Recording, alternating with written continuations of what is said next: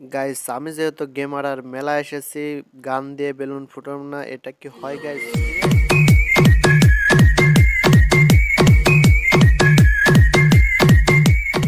Guys আজকের ভিডিওটা আমরা করছি মাগুরা জেলার মোহাম্মদপুর থানার ঘুরলে গ্রামের ঐতিহ্যবাহী একটা মেলা আছে। এটা প্রতি পৌষ মাসে হয়, প্রতি বছরেই পৌষ মাসে হয় এই মেলাটা।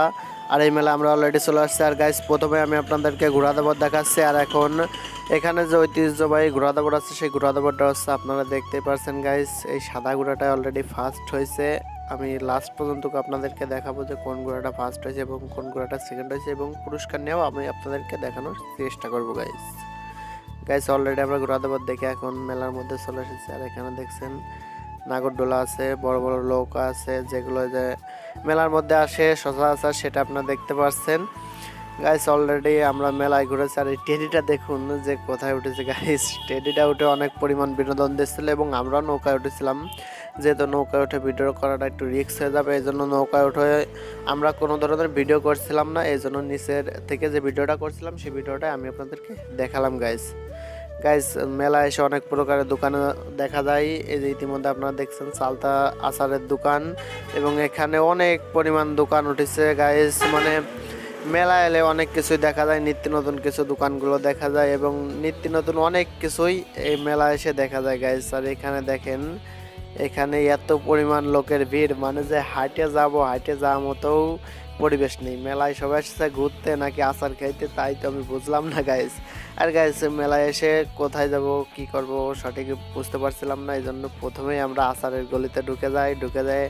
এই দিক থেকে আগা এসে একটা ঝালমুড়ির দোকান পাই, সেখান থেকে আমরা কিছু ঝালমুড়ি খাইয়ে পাশে চটপটি ফুচকা এবং হালিমের যে দোকানগুলো ছিল সেই দোকানগুলোর মধ্যে হেঁটে হেঁটে সম্পূর্ণ মেলাটা আমরা ঘোরার চেষ্টা করছিলাম। আর গাইস আপনারা মেলা আসলে পরে মানে এই মেলাগুলো যদি আপনারা উপভোগ করতে চান তাহলে গ্রামের দিকে চলে যেতে হবে, গেলে আপনারা এই ধরনের মেলাগুলো আপনারা উপভোগ করতে পারবেন। আর এই মেলাগুলো এলে গ্যাস ঘুরে আপনারা শেষ করতে পারবেন। আর এই মেলাগুলোই এলে আপনাদের অনেক ভালো লাগবে। গ্যাস আমারও ভালো লাগে, যেহেতু আমি শহরে থাকি এই মেলা টেলা তেমন একটা দেখা যায় না, এই জন্য আমি গ্রামের সাইডে আসে এই মেলাগুলো হলে আমি আসার চেষ্টা করি। বেশিরভাগ টাইম যে সময় ফ্রি থাকি সে সময় মেলায় আসার জন্য চেষ্টা করি গাইস। আর ব্যস্ততার মধ্যে থাকলে তো আসা সম্ভব না। আর গাইস আমি এখন একটা মিষ্টি দেখাবো আপনাদেরকে। এই মিষ্টিটার সাইজ দেখেন কত বড় গাইস, সচরাচর এত বড় মিষ্টি দেখা যায় না। 2 থেকে 3 কেজি হবে এই মিষ্টিটার সাইজ গাইস। আর গাইস মেলা এলে শুধু মিষ্টি না, এরকম বড় বড় অনেক কিছু দেখা যায়, আবার নিত্য নতুন কিছু দেখা যায় যেগুলো সচরাচর টাউন বাজারে দেখা যায় না গাইস, সেগুলো মেলা এলে দেখা যায়। আর গাইস এই সাইডটা দেখেন অনেক পরিমাণ ভিড়, এবং যেহেতু মেলার প্রথম দিন ছিল ঘোড়াদাবরের দিন, আর ঘোড়াদাবরের দিনই মেলায় বেশিরভাগ ভিড় হয় গাইস। আর ভিডিওটা আমার শ্যুট করা ছিল মঙ্গলবারে, আর যেহেতু আমি প্রতি সপ্তাহে শুক্রবারে ভিডিও আপলোড করি এই জন্য ভিডিওটা আপলোড করতেছি শুক্রবারে গাইস, 3 দিন পরে।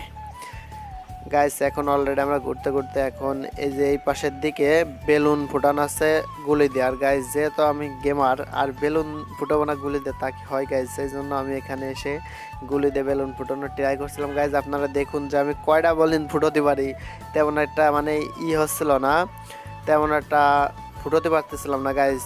টার্গেট মানে যেদিক করতেছি সেদিক মারা যাচ্ছে না, মানে টার্গেট একদিকে গুলের আর মনে হচ্ছে গুলি যাচ্ছে আর একদিকে গাইস।